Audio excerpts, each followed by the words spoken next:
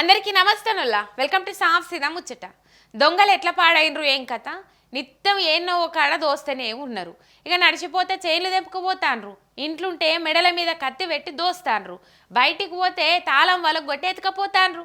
ఇక ఆఖరికి బస్సులో పోతుంటే కూడా చెక్కన్న చీమలు పసగట్టినట్టు ఎవ్వరు తాన పైసలు ఉన్నాయో పసిగట్టి గిట్ల గుండు కొడతాండ్రు దొంగ వాళ్ళు. ఏం దొంగ సన్నాసిగాళ్ళు మోపోయినరు.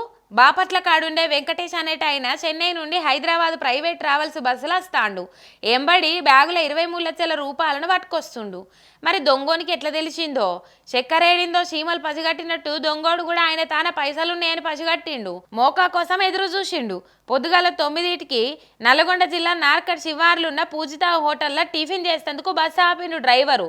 కొందరు దిగినట్టే వెంకటేష్ కూడా దిగిండు. మరి గన్ని పైసలు ఉన్నప్పుడు ఎవరైనా బ్యాగ్ ఎంబడి పెట్టుకుంటారు కానీ ఆయన ఏం చేసిండు?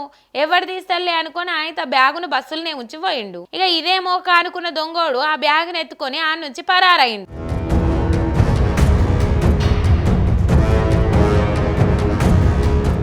అదంతా సీసీ కెమెరాలో రికార్డ్ అయింది. ఇక నిమ్మలంగా టిఫిన్ చేసి వెంకటేష్ బ్యాగును చేసుకుంటే ఎవడో ఎగనామం పెట్టిండే ఎరకబట్టిండు. మొత్తుకుంటా పోలీసు వాళ్ళకు ఫిర్యాదు అయిండు.